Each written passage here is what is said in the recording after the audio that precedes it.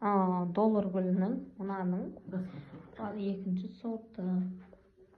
Бұл енді бүйтіп анандай нығыз болады да. Бір жапырақтар сияқты. Бұл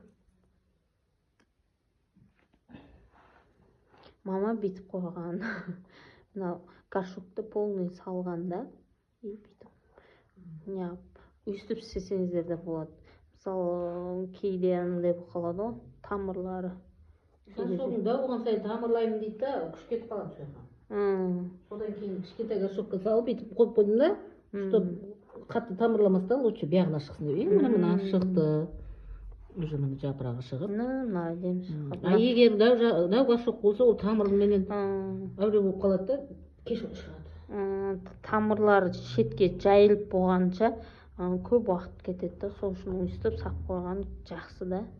И бұны ертең, если одан дәу ететін болсаңыздар, мынаны полный гөңімен аластасаңыздар да болады. Мына қалады да, полный мына көтеріледі, кәдімгі домалақ бұл міне. Мама деп па. Полный мынау жабысып тұрады гөңдермен, бүтіндей алып неғу керек, немесе ішіндегі тамырлардың бәрі кесіліп кетеді.